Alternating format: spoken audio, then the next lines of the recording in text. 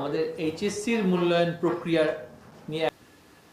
তুমি যদি ভালো স্টুডেন্ট হয়ে থাকো কিংবা খারাপ স্টুডেন্ট হয়ে থাকো, তাহলে যদি 5 মিনিট সময় নিয়ে ভিডিওটা দেখো, তাহলে তোমার কিন্তু এই আইসিটিতে প্লাস মিস হবে না কখনোই, যতই খারাপ স্টুডেন্ট হও তুমি। কারণ হচ্ছে দেখো, এক ভিডিওতে তুমি যা পাচ্ছ, এই এক ভিডিওর ভিতরে কয়টি কোন অধ্যায় থেকে কয়টি প্রশ্ন আসবে, কিভাবে তুমি দেবা, এবং সেই প্রত্যেকটা অধ্যায়ের কোন টপিকগুলো বেশি গুরুত্বপূর্ণ, কোন টপিকগুলো থেকে সবসময় প্রশ্ন আসে, সেগুলো শিক্ষা মন্ত্রণালয় থেকে কিন্তু বলে দিয়েছে যে এই টপিকগুলো তোমার পড়তে হবে। কারণ হচ্ছে শর্ট সিলেবাসে, তোমার আইসিটির শর্ট সিলেবাসে সব টপিক নাই। ধরো প্রথম অধ্যায় আছে, প্রথম অধ্যায়ের আবার সব টপিক নাই, কিছু কিছু টপিক বাদ দেওয়া হয়েছে, সেগুলো থেকে কখনোই প্রশ্ন আসবে না। এখন তুমি যদি না জানো, তুমি জানো প্রথম অধ্যায় আছে, তার মানে প্রথম অধ্যায়ের কিছু টপিক বাদ দিছে, সেইগুলো যদি না জানো, তাহলে কিন্তু তুমি পুরো অধ্যায়টাই পড়লা, যাতে তোমার অনেকটা সময় নষ্ট হলো।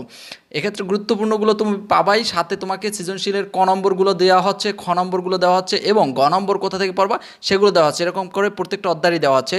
এখন চলো এগুলো দেখার আগে, এগুলো তোমাকে আমি দিব, একদম পুরো সাজেশনটাই দিব, কিন্তু তার আগে দেখে আসি আমরা আসলে শিক্ষা মন্ত্রণালয় থেকে কী নির্দেশনা আছে এবং কয়টি প্রশ্ন আসবে কোন অধ্যায় থেকে। আসসালামু আলাইকুম এভরিওয়ান, কেমন আছো সবাই? 2024 সালে তোমরা যারা এইচএসসি পরীক্ষা দিতেছো, তোমাদের সবচেয়ে কঠিন সাবজেক্টগুলোর মধ্যে রয়েছে ইংরেজি এবং আইসিটি, যাদের কমন সাবজেক্টগুলোর কথা বলছি। যদিও সায়েন্সের কিছু সাবজেক্ট আছে কঠিন, কিন্তু তোমাদের আর্টস, কমার্স, সায়েন্স সবারই কমন সাবজেক্টগুলোর মধ্যেও সবচেয়ে বেশি ফেল করে ইংরেজিতে এবং আইসিটিতে। আইসিটি সাবজেক্টটা যদিও সহজ মনে হয়, কিন্তু এইটা একটা তোমাদের একটা সময় আইসা কঠিন একটা প্যারা দেয়। হয়তো যারা এ প্লাসের স্টুডেন্ট, এটার জন্য এ প্লাস মিস হয়, আর যারা মোটামুটি একটু মিডিয়াম কোয়ালিটির স্টুডেন্ট আছো, তাদের অনেকের ফেলও কিন্তু হয়ে যায় একটু যদি তোমার কঠিন হয়ে যায় আইসিটিটা সেক্ষেত্রে। এখন দেখো, তোমাদের ইংরেজি দ্বিতীয় পত্র পরীক্ষা শেষ হয়েছে, কার কীরকম পরীক্ষা হয়েছে একটু জানিও। আশা করি সবার পরীক্ষায় ভালো হয়েছে, এবং পরবর্তী আইসিটি পরীক্ষা ভালো করে দেবা। কিন্তু আইসিটিতে টেকনিক করে পড়তে হবে। শিক্ষা মন্ত্রণালয় থেকে কিন্তু শর্ট সিলেবাস দিয়েছে, এবং শিক্ষা মন্ত্রণালয় থেকে কিন্তু তোমার নির্দেশনা আছে যে তোমাদের কোন অধ্যায় থেকে কয়টি প্রশ্ন আসবে, কি কি পড়া লাগবে, তারা কিন্তু টপিকগুলো আলাদা করে দিয়েছে। এখন তোমার অবশ্যই আমার এই সাজেশনটি ফলো করে পড়লে এ প্লাস আসবে, এবং তুমি যদি মিডিয়াম কোয়ালিটির স্টুডেন্ট হও, তাও কিন্তু তোমার এ প্লাস চলে যাবে, এ প্লাসের কাছাকাছি। কারণ হচ্ছে কেন এই ভিডিওটা দেখবা, কেন গুরুত্বপূর্ণ ভিডিওটা, এক ভিডিওতেই সব পাবা, সেটা আগে দেখে আসি চলো। সুপ্রিয় শিক্ষার্থী বন্ধুরা, তোমরা আসলে জানো এই জিনিসটা, তারপরে আমরা একটু এক নজর দেখে নেই, যাতে আমাদের মাথার ভিতরে থাকে যে কীরকম পরীক্ষাটা হবে। দেখো, জাতীয় শিক্ষাক্রম ও পাঠ্যপুস্তক বোর্ড এনসিটিবি কর্তৃক প্রণীত চূড়ান্ত প্রশ্নকাঠামো মানবন্টনটায় 100 নম্বরের পরীক্ষাটা হবে। তার ভিতর থেকে তথ্য অংশের জন্য 75 নম্বর এবং ব্যবহারিক অংশের জন্য 25 নম্বর, এটা তোমরা জানো যে প্র্যাকটিক্যালের জন্য 25 আছে, এবং বাকি তোমার পরীক্ষা দিতে হবে 75 নম্বরে। তার ভিতরে 75 নম্বরের ভিতরে 5টা সৃজনশীল লিখতে হবে তোমাকে, যেটা 50 নম্বর থাকবে, 10 করে টোটাল 50, এবং সৃজনশীল থাকবে তোমার 8টা প্রশ্ন আসবে, সেখান থেকে যে কোনো 5টি প্রশ্ন উত্তর তোমাকে দিতে হবে। অর্থাৎ তোমার 5টা অধ্যায় আছে, সেই 5টা অধ্যায় থেকেও আবার কিছু কিছু টপিক বাদ দিছে, যেই টপিকগুলো আছে শর্ট সিলেবাসে, সেগুলো থেকে তোমার 8টা প্রশ্ন আসবে সৃজনশীল, 5টা প্রশ্ন উত্তর দিতে হবে, যেখানে তুমি 5-10কে 50 নম্বরে পাবা ওখানে। আর হলো তোমার সৃজনশীল থাকবে 25টায় উত্তর দিতে হবে তোমাকে, এবং সেই 25টার জন্য 25 নম্বর, এই টোটাল 75, আর তোমার এই প্র্যাকটিক্যালে 25, এই টোটাল হলো 100 নম্বর তোমার। এখন এক্ষেত্রে আমরা একটু দেখে আসি যে তোমার বোর্ডের, দেখো তোমাদের যে আলাদা আলাদা বোর্ডের জন্য বিশ্লেষণ করে তুমি একটু পড়বা। আমরা একটু দেখে আসি যে প্রথম অধ্যায়টা যেটা আছে তথ্য যোগাযোগ প্রযুক্তি, একটু তোমরা ওয়েট করো, তোমাদের কিন্তু ফুল সাজেশনটাই আমি দিব যে কোন অধ্যায় কোন টপিকগুলো বেশি গুরুত্বপূর্ণ, এবং কোন টপিকগুলো থেকে কীরকম প্রশ্ন আসে, ক নম্বর কোনগুলো আসতে পারে, খ নম্বর কোনগুলো আসতে পারে, এবং কোনটা পড়লে তোমার জন্য ভালো হবে, সব কিছুই আমরা আমাদের অভিজ্ঞতা থেকে বলবো। কারণ আমরা বিগত কয়েক বছর ধরেই, বিগত 5 বছর ধরে 5টি এইচএসসি পরীক্ষার প্রশ্ন অ্যানালাইসিস করে আইসিটি তারপরে সাজেশন দেই, সেই অনুযায়ী তোমাদের দিয়ে দেবো। 100% কমন পড়ে আমাদের সাজেশন থেকে। এখন দেখো, এক্ষেত্রে আমরা একটু অ্যানালাইসিস করব, একটু টেকনিক করে আমরা দেখব যে আমাদের প্রথম অধ্যায় থেকে এবং দ্বিতীয় অধ্যায় থেকে প্রত্যেকটা অধ্যায় থেকে কোন বোর্ডে কীরকম প্রশ্ন আসে। দেখো, তথ্য যোগাযোগ প্রযুক্তির বিশ্ব ও বাংলাদেশ প্রেক্ষিত, এখান থেকে এই যে তোমার প্রথম অধ্যায়টা, ঢাকা বোর্ডে 2টো প্রশ্ন ছিল 2023 সালে। দেখো, 2023-এ কিন্তু শর্ট সিলেবাস ছিল তোমাদের, আর সেই 2023-এর সিলেবাস অনুযায়ী তোমরা পরীক্ষা দিতেছো। ঢাকা বোর্ডে কিন্তু 2টি ছিল, রাজশাহী বোর্ডে 1টি, যশোর বোর্ডে 1টি, কুমিল্লা, চট্টগ্রাম, সিলেট 1টি করে, বরিশাল বোর্ডে আবার 2টি, এবং দিনাজপুর বোর্ডে 2টি, ময়মনসিংহে 1টি। এখানে 3টে বোর্ডে কিন্তু 2টো করে প্রশ্ন আসছে। এখন এই অধ্যায়টা দেখে বা অ্যানালাইসিস করে যা পাইলাম আমরা, সেটা হচ্ছে একটা প্রশ্ন তুমি মাস্ট বি পাবাই, যেটা তোমার থাকবে 100%, কিন্তু তোমার যদি ভাগ্য ভালো হয় তোমার বোর্ডে 2টা প্রশ্ন আসার সম্ভাবনা রয়েছে প্রথম অধ্যায় থেকেই। ঠিক আছে, দেখো যে কোনো 3-4টা বোর্ডে কিন্তু হয়তো ঢাকা বোর্ডে গতবার 2টা আসছে, এবার একটা আসতে পারে, রাজশাহী বোর্ডে একটা আসছিল, ওখানে 2টা চলে আসতে পারে। এখান থেকে যদি 2টা আসে তাহলে দ্বিতীয় অধ্যায় থেকে আবার তোমার একটা আসবে। আর যদি দ্বিতীয় অধ্যায় থেকে তোমার 2টা আসে প্রশ্ন, সেক্ষেত্রে কিন্তু প্রথম অধ্যায় থেকে আবার তোমার একটা আসবে। অর্থাৎ প্রথম ও দ্বিতীয় অধ্যায় মিলে তোমার যে বোর্ডই হও না কেন 3টা প্রশ্ন তোমরা পাবাই 100%। এটা লিখে রাখো এবং গিয়ে মিলাইও। এই 2টা অধ্যায় থেকে 3টে প্রশ্ন তোমার কমন প্রশ্ন দেওয়াই লাগবে, টোটাল তোমার 5টা। আর 2টা প্রশ্ন তুমি কোথা থেকে দেখবা সেটা হচ্ছে তোমার ব্যাপার, কিন্তু আমি সম্পূর্ণ অধ্যায় দেবো সবকটা অধ্যায়ই, তারপরে তোমার যে অধ্যায় ভালো লাগে সেখান থেকে তুমি পড়ে নিতে পারবা। আর একটা বিষয় তোমাদের কাছে শেয়ার করি, সেটা হচ্ছে তোমার ভাগ্য ভালো হলে কিন্তু তুমি প্রথম অধ্যায় এবং দ্বিতীয় অধ্যায় থেকে 4টা প্রশ্ন কমন পাইতে পারো। কীভাবে আমি একটু দেখাই। দেখো 2023 সালে বরিশাল বোর্ডে যারা পরীক্ষা দিয়েছে তারা কিন্তু এই প্রথম অধ্যায় থেকে 2টা প্রশ্ন কমন পাইছে এবং তারাও কিন্তু শর্ট সিলেবাসই দিচ্ছে। আর তোমাদের এই সেম সিলেবাসই তারা কিন্তু আবার দ্বিতীয় অধ্যায় থেকেও 2টা প্রশ্ন কমন পাইছে। তার মানে 4টা প্রশ্ন কিন্তু তারা পাইছে এই 2টা অধ্যায় থেকেই। ঠিক আছে, আবার ঢাকা বোর্ডে তোমরা যারা ছিলে দেখো ঢাকা বোর্ডে 2 নম্বর অধ্যায় থেকে 2টা প্রশ্ন আসছে এবং 1 নম্বর অধ্যায় থেকে 2টা প্রশ্ন আসছে। তার মানে 4টা প্রশ্ন তারা কমন পাইছে, 5টার ভিতরে 4টা কমন পাইছে প্রথম ও দ্বিতীয় অধ্যায় থেকেই। আর প্রথম ও দ্বিতীয় অধ্যায়টা কিন্তু খুবই সহজ, খুবই সহজ। আবার দিনাজপুর বোর্ডটাও সেম, এখান থেকে 2টা এখান থেকে 2টা পাইছে। এরকম করে তোমার ভাগ্য ভালো থাকলে প্রথম ও দ্বিতীয় অধ্যায় থেকে তুমি 4টা প্রশ্ন পাই যেতে পারো। আর বাকি যে 3টা অধ্যায় আছে সেইখান থেকে তুমি বাকি একটা প্রশ্ন দিলা। ঠিক আছে, যারা একটু মোটামুটি আইসিটির প্রিপারেশন নিছো তারা প্রথম ও দ্বিতীয় অধ্যায় আরও ভালো করে পড়ো। কী কী পড়বা একটু পরেই আমার এই সাজেশনের শেষের দিকে আমি দিব, কী কী পড়তে হবে, কী কী থেকে প্রশ্ন আসে। সেই টপিকগুলো থেকেই ঘুরে ফিরে আসে বারবার, বাকিগুলো থেকে আর আসে না। সেটা হচ্ছে আমরা অ্যানালিসিস করেই বের করছি। এখন দেখো এইটা দেখে তারপরে পড়ে নিও এবং পরবর্তী এইটাও তো দেখছো তোমরা, এই 2 নম্বর অধ্যায় দেখো 2টাও আসে আবার একটাও আসে। টোটাল কথা 4টা তোমার ভাগ্য ভালো হইলে পাবা। আর একদম ভাগ্য ভালো টালো না, এছাড়া 3টা কনফার্ম পাবা, 100% পাবা এই 3টে প্রশ্ন এই 2টা অধ্যায় থেকে। তার মানে এই 2টা অধ্যায় তোমার পড়া লাগবেই। এবং সংখ্যা পদ্ধতি ও ডিজিটাল ডিভাইস, এখানে সংখ্যা পদ্ধতি অংশটা এটা কিন্তু 2টা পার্ট। সংখ্যা পদ্ধতি অংশটা অনেকটাই যারা পড়েছো তাদের কাছে সহজ, কারণ হচ্ছে আইসিটিটা হচ্ছে এমন না পড়লে কঠিন মনে হয় কিন্তু পড়লে অনেকটাই সহজ। এখানে আমি সাজেস্ট করব সংখ্যা পদ্ধতি থেকে তুমি একটু আবার ভালো করে দেখো, কারণ এখানে 2টা আসে। দেখো প্রত্যেকটা বোর্ডই ঢাকা বোর্ডে 2টা, রাজশাহী 2টা এবং 3টাও আসে এবং 2টার নিচে কোনো বোর্ডই আসে না। তার মানে 3 নম্বর অধ্যায় থেকে তোমার 2টা প্রশ্ন থাকবেই। আর 2টা প্রশ্ন থাকে কীরকম জানো, 2টা ভাগ করে থাকে। যেমন সংখ্যা পদ্ধতি থেকে থাকবে একটা, ডিজিটাল ডিভাইস থেকে থাকবে একটা। এখন ডিজিটাল ডিভাইসটা আমার কাছে মনে হয় যে অনেক স্টুডেন্টের কাছে এটা একটু কঠিন লাগে, যার কারণে সংখ্যা পদ্ধতির কয়েকটা পদ্ধতি শিখলে হয়। বাইনারি থেকে অক্টল, অক্টল থেকে বাইনারি, এরকম করে প্রত্যেকটা সংখ্যা পদ্ধতি একটা থেকে আরেকটা রূপান্তর এবং ওই যে 2-এর পরিপূরক কাজটা ওটাও যদি তুমি একটু পারো দেখে নিলা এবং বাইনারি যোগ বিয়োগ এবং কী কী করবা সেটা আমি তো আমার সাজেশনের শেষের দিকে দিয়েই দেবো, সেটা নিয়ে টেনশন করো না। দেখো তার মানে এখান থেকে তুমি সংখ্যা পদ্ধতিটা একটু ভালো করে শিখলা। তো এই পারলা তুমি একটা সংখ্যা পদ্ধতি থেকে পারলা একটা, এখান থেকে পারলা 2টা, এই হলো 3টা, এখান থেকে দিলে একটা, এই হলো তোমার 5টা প্রশ্ন। আর যারা একটু আরও ভালো করে প্রশ্ন মানে নিতে চাও, প্রিপারেশন নিতে চাও সকল প্রশ্নের, অর্থাৎ যারা রিস্ক নিতে না চাও যে 5টায় আমি 5টা লিখবো কিন্তু আমি প্রিপারেশন নিয়ে যাব 6টার কিংবা 7টার, তারা যেটা করবা তারা 3-4 নম্বর অধ্যায়টাও পড়ে যাইতে পারো, ওয়েব ডিজাইন পরিচিতি ও HTML।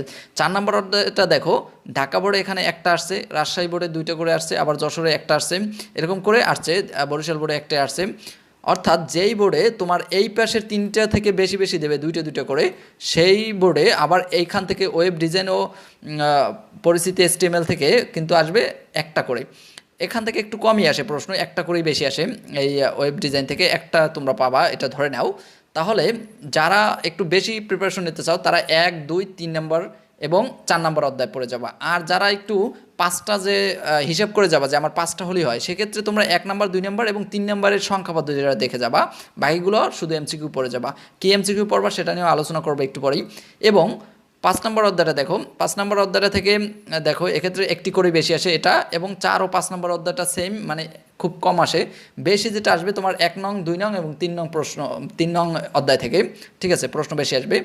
এখন আমরা আসলে চলে যাই যে তোমাদের এর জন্য কি কি পড়বা, প্রত্যেকটা অধ্যায়ের আলাদা করে সাজেশন দিব, সেটা একটু দেখে নাও।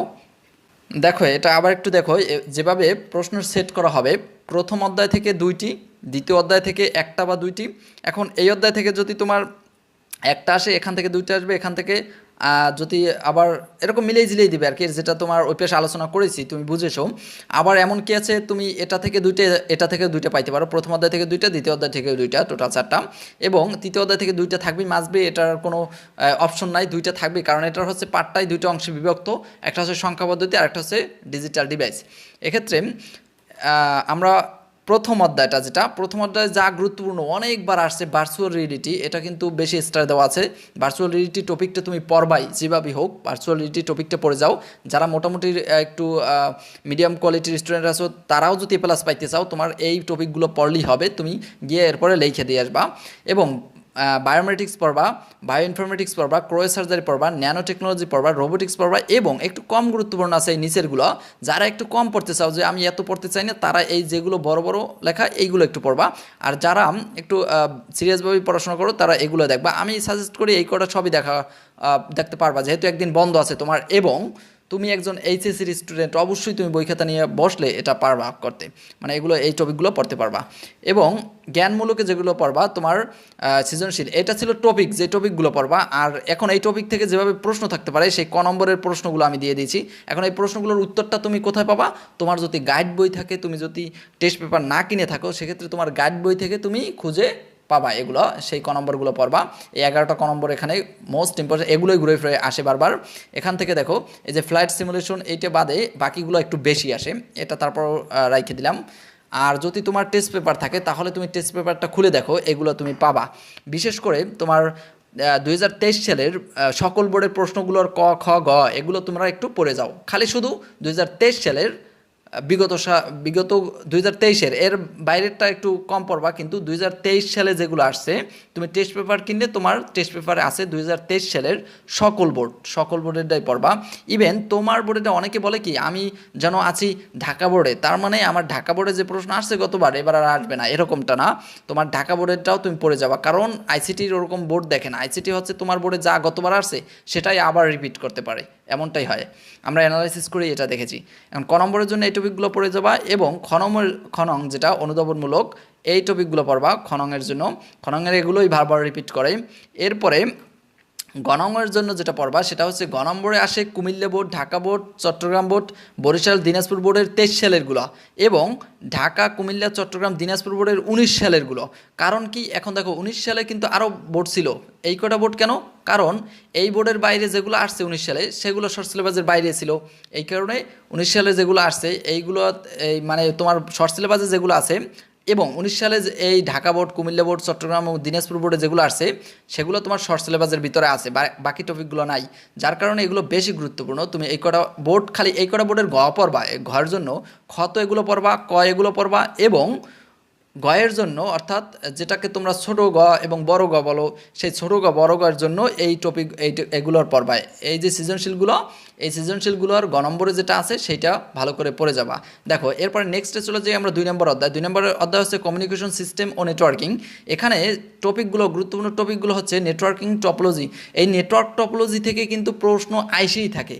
2 নম্বর অধ্যায় থেকে প্রশ্ন দিবে, অথচ নেটওয়ার্ক টপোলজি থেকে দিবে না, সেটা হতেই পারে না। নেটওয়ার্ক টপোলজি একটু দেখবাই, কয়টা টপোলজি, এবং ক্লাউড কম্পিউটিং, তারবিহীন মাধ্যম, এবং ডেটা ট্রান্সমিশন মোড, এই টপিকগুলো হলো তোমরা পড়বা। এবং এই টপিকগুলো থেকে ক নম্বর যেগুলো থাকতে পারে, এই 16টা ক নম্বরে একটু দেখবা। এবং তোমরা স্ক্রিনশট নিয়ে নিতে পারো, অথবা ভিডিও থামিয়ে তারপরে লিখে নিতে পারো, কিংবা ভিডিও থামিয়ে খুঁজে নিতে পারো, যেটাই খুশি। এবং খ নম্বরের এই টপিকগুলো পড়বা। পরবর্তীতে দেখো, এখানে খ নম্বরের 5-এর পর থেকে 6 থেকে এই 16টা আছে, কারণ এটা হচ্ছে অধ্যায়টা একটু বড়, যার কারণে একটু বেশি রাখা হয়েছে। এর ভিতরে এই যে ফুল ডুপ্লেক্স, এই ডুপ্লেক্সের, হাফ ডুপ্লেক্স এবং সিমপ্লেক্স, এই প্লেক্সের জিনিসগুলো একটু ভালো করে পড়বা। টপোলজি তো আসি এই খননের জন্য, এবং সিনক্রোনাসের যে বিষয়টা আছে, এই বিষয়টা থেকে একটু 2 নম্বর অধ্যায় থেকে বেশি থাকে। দেখো, আর এই 2 নম্বর অধ্যায়ের তুমি গণমের জন্য যেগুলো পড়বা, গ এবং ঘ, যেটা ছোট গ বড় গ বলো, যশোর, কুমিল্লা, চট্টগ্রাম, ঢাকা, বরিশাল, দিনাজপুর বোর্ডের 2023 সালেরগুলো। আর যদি পারো 2023-এর সকল বোর্ডই দেখবা, ওখানে যদি তোমার যেগুলো দেওয়া আছে টেস্ট পেপারেই। আর ঢাকা, যশোর, সিলেট এবং 2019 বোর্ডের এই 3টা তুমি পড়লেই হবে, 2019 সালের 3টে বোর্ড পড়লেই হবে। ওকে, এরপরে সংখ্যা পদ্ধতি ও ডিজিটাল ডিভাইসের জন্য যা পড়বা, 2 এর পরিপূরক পদ্ধতির ব্যবহার করে যোগ এবং বিয়োগ নির্ণয় এবং বিভিন্ন সংখ্যা পদ্ধতির রূপান্তর, একটা সংখ্যা থেকে অন্য একটা সংখ্যায় তুমি কিভাবে নেবা সেইটা শিখে যাবা যদি তুমি এই সংখ্যা পদ্ধতি থেকে উত্তর দিতে চাও। লজিক গেট থেকে দেখবা যদি তুমি ডিজিটাল ডিভাইস থেকে উত্তর করতে চাও। এবং এগুলো থেকে যে প্রশ্নগুলো বেশি আসে বারবার, কোড কি থেকে শুরু করে এগুলো এই 5টা আছে এখানে, এবং এই পাশে আছে বাকি কয়টা, এই 17টা ক নম্বরের জন্য, যেগুলো কনংয়ের। ঠিক আছে, এরপরে কনংয়ের এগুলো পড়লে এনাফ। পরবর্তীতে খনংয়ের জন্য যেগুলো আসে এইগুলোই বারবার আসে। তুমি যদি একটু বেশি পরিশ্রমী স্টুডেন্ট হও, তুমি যদি আরও বেশি পড়তে চাও, সেক্ষেত্রে তোমার টেস্ট পেপারে যে ক নম্বরগুলো আছে ওই ক নম্বরগুলোই পড়ে যাবা। আর একটা জিনিস তোমাদের বলি, সেটা হচ্ছে তোমার টেস্ট পেপারে ব্যাংকে যেগুলো দেওয়া আছে, দেখবা টেস্ট পেপার পিছনেরগুলো ব্যাংক আছে পিছনের দিকে, ব্যাংকের যে প্রশ্নগুলো সেই ব্যাংক প্রশ্নগুলোও কিন্তু খুবই গুরুত্বপূর্ণ। এর পরবর্তীতে আছে 4র্থ অধ্যায় থাকবে তোমার ওয়েবসাইটের কাঠামো, ওয়েবসাইট কাঠামোর প্রকারভেদ, HTML, tag, list, text, hyperlink এবং টেবিল, ইমেজ ইত্যাদি। এগুলো পড়লে এনাফ। এর সাথে সাথে আর ক নম্বরগুলো পড়বা, সকল বিগত সালের যেগুলো আসছে ক নম্বর সেগুলো। দেখো পঞ্চম অধ্যায়টা কী পড়বা, পঞ্চম অধ্যায় অ্যালগোরিদম, ফ্লোচার্ট, ধারা, লিপিয়ার, বড় সংখ্যা, ছোট সংখ্যা নির্ণয় এবং ফাইন্ড বিগ নাম্বার হচ্ছে এটার ইংরেজিটাই, এবং ঘর অ্যাভারেজ অর্থাৎ ক্ষেত্রফল নির্ণয়। এইগুলো যদি পড়ো এবং এর সাথে সকল ক নম্বরগুলো পড়বা তাহলেই তোমার এনাফ। দেখো এক্ষেত্রে আমি আর বাকি অধ্যায়গুলো নিয়ে এরকম দিব না, তোমার অনুধাবনমূলক কিংবা ক নম্বরে দিব না, কারণ বাকি যে অধ্যায়গুলো 3 নম্বরের পর যে 4-5 অধ্যায়গুলো, সেই 4-5 অধ্যায়গুলোর জন্য তুমি তোমার টেস্ট পেপার থেকে বিগত সালেরগুলো পড়বা, ব্যাংক অ্যানালাইসিস করবা, কারণ এই অধ্যায় 2টা থেকে একটা একটা প্রশ্ন আসে এবং সেগুলোর জন্য এরকম নির্দিষ্ট করে দেওয়া যায় না যে এগুলো থেকে 100% আসবে, ওগুলো থেকে যে কোনোটা এসে যাইতে পারে। এই জন্য তোমরা পরে 4 এবং 5 নম্বর অধ্যায় থেকে যদি উত্তর করতে চাও, যারা করবা তাদেরকে কিন্তু একটু বেশি পরিশ্রম করতে হবে, তারা টেস্ট পেপার থেকে ওগুলো টেস্ট পেপারে যেগুলো দেওয়া আছে ওগুলো অ্যানালাইসিস করে যাও। ঠিক আছে, আর এটা মূলত যারা মিডিয়াম কোয়ালিটি স্টুডেন্ট আছে তারা কিন্তু আমি যেভাবে বলেছি 1 নং এবং 2 নংয়ের মানে 1 নম্বর অধ্যায় এবং 2 নম্বরের অধ্যায় ভালো করে শিখবা, এবং 3 নম্বর অধ্যায়ের যদি পারো সংখ্যা পদ্ধতি অংশটা শিখে যাবা। ওকে, এরপরেও যদি আইসিটি নিয়ে কোনো প্রশ্ন থাকে তোমাদের, সেটা অবশ্যই করবা, অবশ্যই আমি উত্তর দেওয়ার চেষ্টা করব। আর যারা একটু আরও কম পারো আইসিটি নিয়ে, আইসিটির তাদের জন্য আলাদা করে ভিডিও দেবো কিছুক্ষণ পরেই, একটু ওয়েট করো। এবং এখন একটা প্রশ্ন করতে পারো, সেটা হচ্ছে এমসিকিউ নিয়ে, যে এমসিকিউ কোথা থেকে আসবে।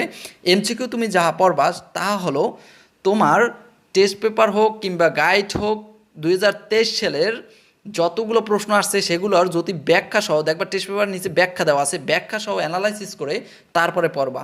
2023 সাল থেকে কিন্তু বেশি রিপিট হবে, কারণ 2023-এর শর্ট সিলেবাসের পূর্ণাঙ্গভাবে ব্যবহার হয়েছে আইসিটির প্রশ্ন তৈরি করার ক্ষেত্রে।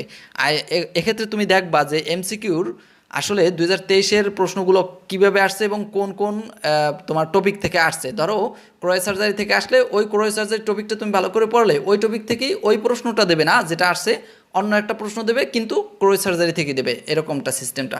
তাই এই জন্য এমসিকিউটা আসলে টেস্ট পেপার থেকে পড়ে যাও। এমসিকিউ আসলে বেশি নাই তোমার টেস্ট পেপারের 400 থেকে 500 অথবা 300 350 মতো আছে। দেখবা ব্যাংক আছে পিছনে, ব্যাংকের ওখানে ওই 350 400 পড়লেই হবে। আর তাও যদি না পড়তে চাও সেক্ষেত্রে কিছুক্ষণ পর আমি ভিডিও দিব, 200 থেকে 250 এমসিকিউ খুঁজে বের করে আলাদা করে সেগুলো, কিন্তু সেটার ভরসা না রাখে তুমি 300 এমসিকিউ শেষ করে ফেলো, এটা পারবা, যেহেতু একদিন বন্ধ আছে 300 এমসিকিউ শেষ করতে পারবা। সবার জন্য শুভকামনা রইল, সবাই পড়াশোনা করো এবং চ্যানেলটি সাবস্ক্রাইব করে রাখো পরবর্তী সাজেশন পাওয়ার জন্য, এবং ভিডিওতে একটা লাইক করে দিও।